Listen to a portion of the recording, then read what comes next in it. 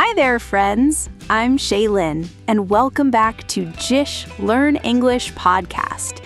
Have you ever felt stuck between two choices? Maybe you looked at a menu and thought, pizza or pasta? Or a friend asked, do you want to stay home or go out? And you just couldn't decide. We've all been there. Sometimes choosing between two simple things can feel surprisingly difficult. Today, we're going to learn two tiny but powerful word pairs, either, or, and neither, nor. They will help you talk about choices naturally and confidently. And by the end of this lesson, you'll feel much more comfortable using them in everyday English. Let's start with a short conversation between two friends, Mia and Leo.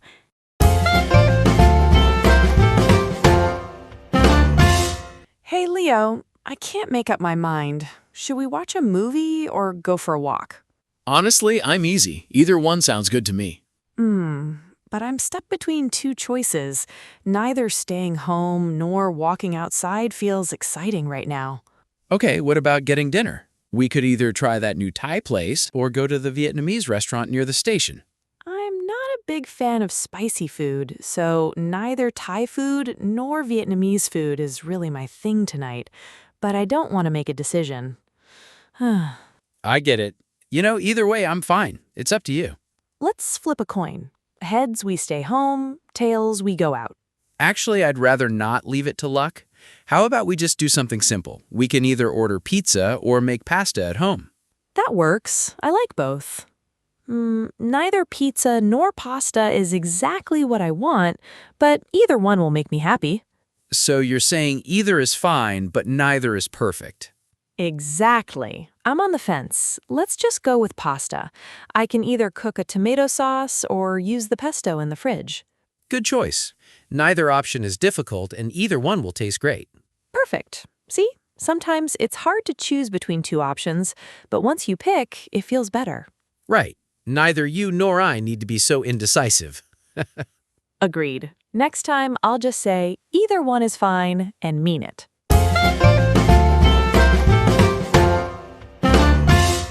That conversation shows a very common situation. Two people trying to decide something, and one person just can't make up her mind. And honestly, I think we've all had moments like Mia's. Let me help you understand the language they used. First, the phrase, I can't make up my mind, simply means I can't decide. For example, I can't make up my mind between the blue shirt and the red shirt. It's a very natural phrase when you're having trouble choosing. Leo answered with, I'm easy, which is a friendly, natural way to say, I have no strong preference. Any choice is okay. You can also say, I'm fine with either one, or I don't mind. So if your friend asks, do you want coffee or tea? You can simply say, I'm easy, either one is fine. Mia then said she was stuck between two choices, which meant she was having a hard time choosing. You can use this when both options are possible, but you just can't decide which one you want. Another useful phrase is not a big fan of, which means you don't really like something.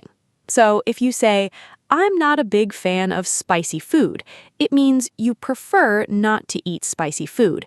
It sounds softer and more natural than simply saying, I don't like spicy food. Leo used either way to mean no matter which choice we make, the result is the same. For example, we can take the bus or the train. Either way, we'll arrive by 8. It doesn't matter which option you choose, the result will be okay. He also said, it's up to you, which means you decide. This is a very common phrase in everyday English. If someone asks, where should we eat? You can say, it's up to you, when you want the other person to choose. Mia wanted to flip a coin, which means to let luck decide. You might do this when two people can't agree. Heads, one person chooses. Tails, the other person chooses. But Leo said, I'd rather not leave it to luck, meaning he preferred not to make the decision by luck. Then Mia said she was on the fence, a great idiom that means undecided. If you're on the fence about something, you haven't decided yet. For example, I'm on the fence about buying a new phone. You're thinking about it, but you haven't made up your mind. When they finally chose pasta, Mia said, "Let's go with pasta," where go with simply means choose.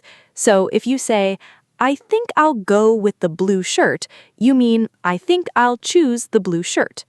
Finally, Leo said, indecisive, which describes someone who has trouble making decisions.